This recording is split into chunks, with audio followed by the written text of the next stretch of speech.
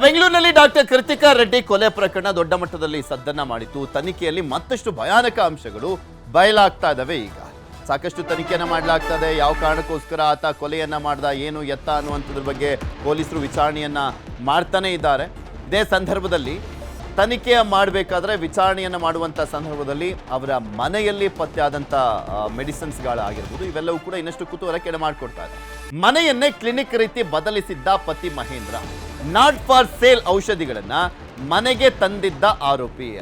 ಅವರಿಬ್ರು ಕೂಡ ವಿಕ್ಟೋರಿಯಾ ಆಸ್ಪತ್ರೆಯಲ್ಲಿ ವರ್ಕ್ ಮಾಡ್ತಾ ಇದ್ದಂಥ ಹಿನ್ನೆಲೆಯಲ್ಲಿ ನಾಟ್ ಫಾರ್ ಸೇಲ್ ಔಷಧಿಗಳು ಸಿಗ್ದಲೇ ಇರೋದ್ರಲ್ಲಿ ಏನು ಆಶ್ಚರ್ಯ ಏನಿಲ್ಲ. ಯಾಕೆಂದರೆ ಗೌರ್ಮೆಂಟಲ್ಲಿ ಕೊಡುವಂಥ ಮೆಡಿಸಿನ್ಸ್ಗಳ ಮೇಲೆ ಅದೇ ರೀತಿಯಾಗಿ ಇರುತ್ತೆ, ಅದನ್ನು ತಗೊಂಡು ಬಂದಿರಬಹುದು. ಗ್ಲೂಕೋಸ್ ಬಾಟಲ್ ಸೇರಿದಂತೆ ಹಲವು ಔಷಧಿಗಳು ಪತ್ತೆ ಆಗಿದ್ದಾವೆ.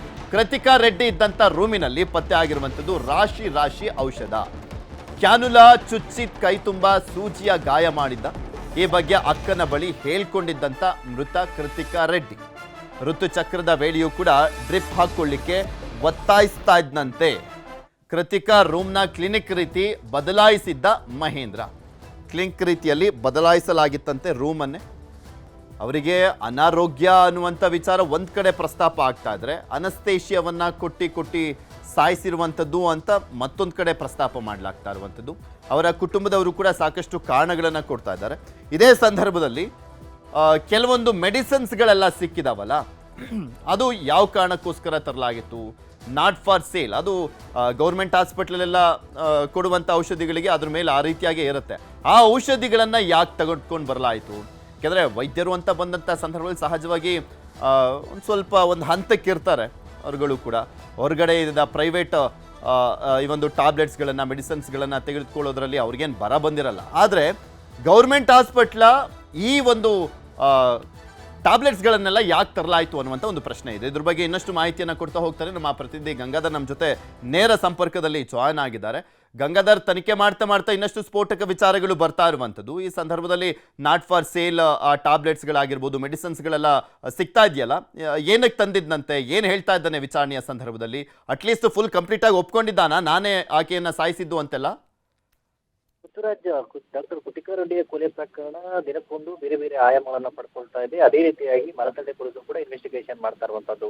ಆದ್ರೆ ಇದೇ ಸಂದರ್ಭದಲ್ಲಿ ಪ್ರಮುಖವಾಗಿ ಅನಸ್ತೇಶಿಯಾ ಪ್ರೊಫೆಷನಲ್ ಒಂದು ಡ್ರಗ್ಸ್ ಏನಿದೆ ಅದನ್ನ ಎಲ್ಲಿ ತಂದಿದ್ದಾರೋ ಅದು ಪ್ರಶ್ನೆ ಆಗಿತ್ತು. ಅದನ್ನ ಮೆಡಿಕಲ್ ಎಲ್ಲ ತಂದಿದ್ದಾರೋ ಅದ್ರ ಬಗ್ಗೆ ಅಲ್ಲೇ ಒಂದು ಖರೀದಿಯನ್ನ ಮಾಡ್ಕೊಂಡು ಹೋಗಿದ್ದಾನೆ ಅನ್ನೋದ್ರ ಬಗ್ಗೆ ಮೊನ್ನೆ ಐ ವಿಟ್ನೆಸ್ ಒಬ್ಬರನ್ನ ಪತ್ತೆ ಮಾಡಿದ್ರು. ಆದ್ರೆ ಇದೇ ಒಂದು ಸಂದರ್ಭದಲ್ಲಿ ಅವರ ಮನೆ ಅಂದ್ರೆ ಕೃತಿಕಾ ರೆಡ್ಡಿ ರೂಮ್ ಅಲ್ಲಿ ಇದ್ದಂತಹ ಕೆಲ ಮೆಡಿಸಿನ್ಸ್ ಅನ್ನ ಈಗ ಒಂದು ಫೋಟೋಸ್ ಈಗ ಸಿಕ್ಕಿರುವಂತದ್ದು ಪೊಲೀಸರಿಗೆ. ಜೊತೆಲಿ ಅವರ ಫ್ಯಾಮಿಲಿಯವರು ಕೂಡ ಅದನ್ನ ಪೊಲೀಸರಿಗೆ ಕೊಟ್ಟಿರುವಂತದ್ದು. ಏನೇನು ಡ್ರಗ್ಸ್ ಅಂದ್ರೆ ನಾಟ್ ಫಾರ್ ಸೇಲ್ ಅಂತ. ಅಂದ್ರೆ ನಾಟ್ ಫಾರ್ ಸೇಲ್ ಅಂತಂದ್ರೆ ಇದು ಸರ್ಕಾರಿ ಆಸ್ಪತ್ರೆಗಳಲ್ಲಿ ಬಳಕೆ ಮಾಡುವಂತದ್ದು. ಅಂದ್ರೆ ಈಗ ಅನುಮಾನ ಇರುವಂತದ್ದೇನು, ಏನಾದ್ರೂ ಈ ಒಬ್ಬ ಆರೋಪಿ ಮಹೇಂದ್ರ ರೆಡ್ಡಿ ಇಲ್ಲಿಂದ ವಿಕ್ಟೋರಿಯಾ ಆಸ್ಪತ್ರೆಯಿಂದ ಏನಾದ್ರೂ ಆ ಡ್ರಗ್ಸ್ ಅನ್ನ ತೆಗೆದುಕೊಂಡು ಬಂದಿದ್ದ, ಆ ಟ್ಯಾಬ್ಲೆಟ್ಸ್ ಆಗಿರ್ಬೋದು, ಮೆಡಿಸಿನ್ಸ್ ಆಗಿರ್ಬೋದು, ಮತ್ತೆ ಅದನ್ನ ಅಲ್ಲಿಂದ ಏನಾದ್ರು ತೆಗೆದುಕೊಂಡು ಬಂದಿದ್ದ ಅನ್ನೋ ಬಗ್ಗೆ ಈಗ ಆ ಆಯಾಮದಲ್ಲಿ ಕೂಡ ತನಿಖೆಯನ್ನ ಮಾಡ್ತಾ ಇದ್ದಾರೆ. ಜೊತೆಲಿ ನಾಟ್ ಫಾರ್ ಸೇಲ್ ಡ್ರಗ್ಸ್ ಅಲ್ಲೇನು ಮೆಡಿಸಿನ್ಸ್ ಮತ್ತೆ ಔಷಧಿಗಳನ್ನ ಅಲ್ಲಿಂದ ಯಾಕೆ ತಂದ ಅನ್ನೋದ್ರ ಬಗ್ಗೆ ಕೂಡ ಆ ಇನ್ವೆಸ್ಟಿಗೇಷನ್ ಆಂಗಲ್ ಅಲ್ಲಿ ಈಗ ಪೊಲೀಸರು ತನಿಖೆಯನ್ನ ಮಾಡ್ತಾ ಇದ್ದಾರೆ. ಮತ್ತೆ ಆ ಫೋಟೋಸ್ ಸಂಬಂಧಪಟ್ಟಂತೆ ಅದು ನ್ಯೂಸೆಟಿಂಗ್ ಕಡೆಗೂ ಕೂಡ ಆ ಒಂದು ಅಂದ್ರೆ ಅವರ ರೂಮ್ ಅಲ್ಲಿ ಇದ್ದಂತ ಒಂದು ಏನ್ ಬಳಕೆ ಮಾಡಿದ್ದ ಅಂದ್ರೆ ಏನು ಕೃತಿಕಾ ರೆಡ್ಡಿಗೆ